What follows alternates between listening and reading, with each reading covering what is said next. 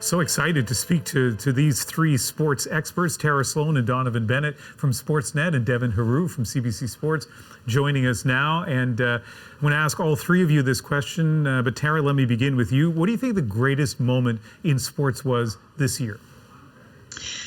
Well, if I could substitute a word, I'm going to use most important sports moment, if that's okay. And I hate to steal a page out of Time magazine, who called Simone Biles the athlete of the year. But I think, to me, that was the record scratch that was heard around the world.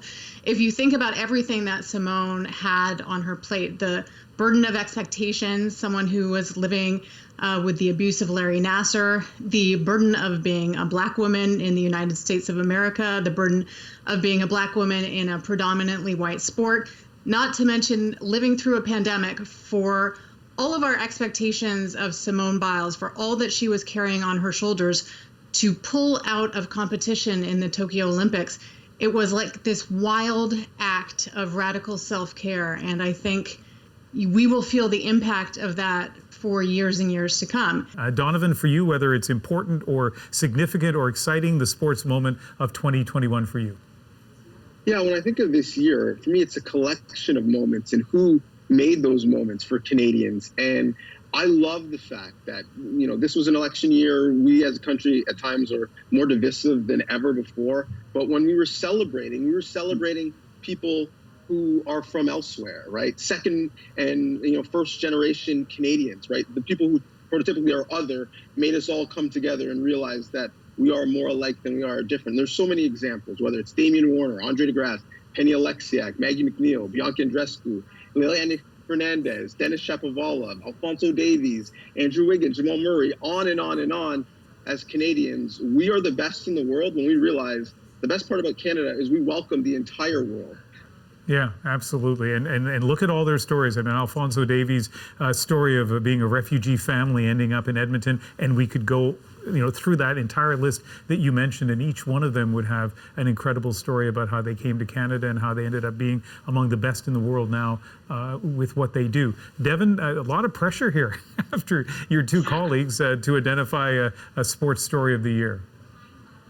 To me, Ian, it was a remarkable year of sporting achievements, but the fact that the Olympics took place, despite the fact that there were so many questions about whether or not these games would go forward, is the sporting moment of the year for me. But I want to add on to that the Canadian performances at the Tokyo 2020 Games, because I had a front row seat to all of it. And there was just this will to want to keep moving forward, to chase greatness. And then when they arrived on the grandest athletic stage in Tokyo, they put on a show I think Canadians will never forget. And to me, we've been ripped apart in the midst of this pandemic. And then the power of sport reminded us all that we're in this together, right? And the Olympics really galvanized this country. I had so many notes and on social media, Canadians telling me they were staying up through the night. And I should point out that for all the worry going into these games and all the COVID concerns, the Canadian sport framework came together in a way I don't think we've ever seen before. And there wasn't a single positive case among the Canadian delegation. Podium performances all around, a gold medal for the Canadians at the Tokyo 2020 Games. There is a beauty to the Olympics. I've seen it firsthand as well, and you certainly reported on it this year. Serious issues in 2021 in sports, and Tara, you touched on this. So let's go again to all three of you. Donnovan, this time I'll start with you.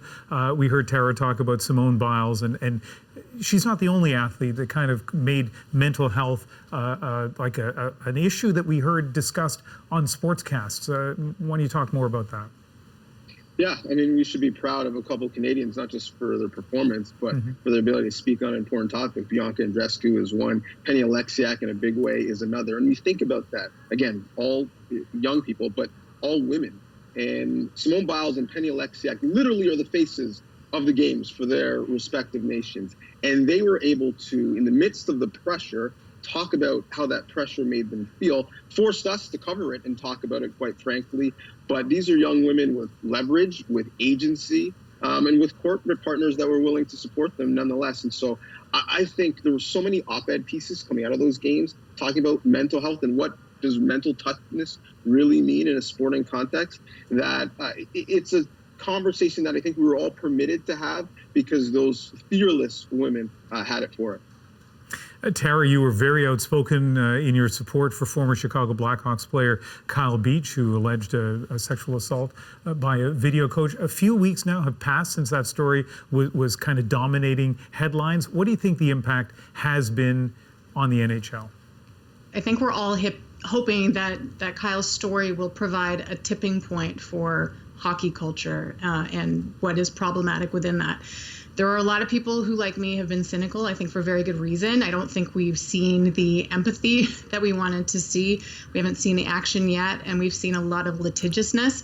But I am buoyed by what I saw at the Board of Governors meeting, and this was giving Kim Davis, the Executive Vice President of Social Impact, the floor. She had it for almost an entire day. And she was talking about the NHL's partnership with Sheldon Kennedy and the Respect Group. And this is something that I think is going to be rolled out incrementally. There are going to be 90-minute mandatory video sessions with everybody within the NHL umbrella. And this will also be rolled out, this is my understanding from Sheldon himself, through other leagues like the AHL, the CHL, the USHL. So everybody sort of under that greater NHL umbrella should be getting this same training. And then there will be in-person workshops and it goes on and on. So I am most buoyed by the fact that I'm hearing from Sheldon himself that he is kind of putting himself on the line and saying that if he didn't believe this was going to work, he wouldn't do it. But ultimately, it's incumbent upon us. I think the media needs to use our voices. Fans need to use their voices. Stakeholders, sponsors need to continue to be loud and demanding that the NHL take these issues seriously. And one other serious issue, Devin, I'll ask you about this. Canadiens goalie Carey Price abruptly going on medical leave at the beginning of the season, and then he revealed it was for treatment for substance abuse. Do you think that's going to have a big impact on the public conversation? So when Carey Price comes out and shows this level of vulnerability and asks for help in a sport and in a culture that says you shouldn't ask for help, that you should remain silent, because if you show any sort of sign of weakness, it might mean losing your job. It might be losing your starting role.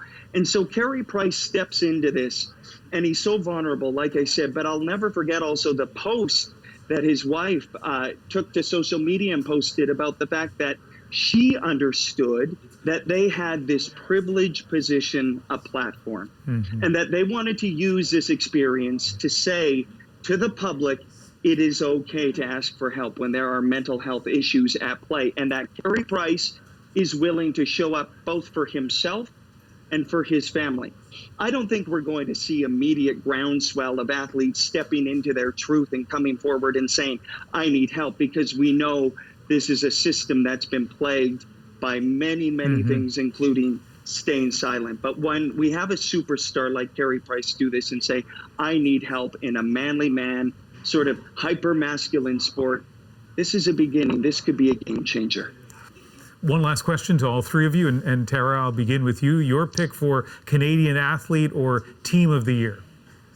This one's easy for me. I haven't screeched as loudly or jumped up and down as many times as I did when the Canadian women's soccer team won the gold medal. It was just absolute poetry in motion. As the Arkells say, it was years in the making, and it was just absolutely stunning. And to see Christine Sinclair, the leading international scorer, get her due. Mwah, chef's kiss. Donnovan? Well, as Kanye West says, there's 1,000 yous. There's only one of me. There's only one world's greatest athlete, and that's Damian Warner. So clearly he's Canada's greatest athlete. He set an Olympic record, went for 9,000 at the Olympics in record heat in a tournament that wasn't set up for high performance. Oh, and he did that training in a pandemic in arena in London, Ontario. It's clearly Damian Warner.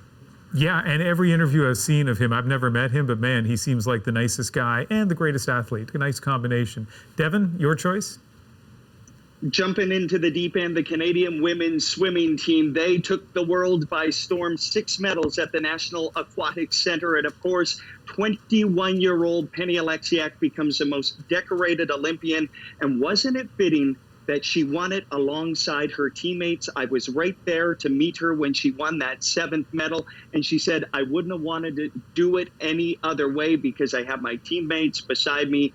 That team showed it takes a village. They leaned on each other. 6 medals. What a performance by the Canadian women's swim team. Great choices, great insight from all three of you. Thank you so much. Thank you. Thanks, Ian.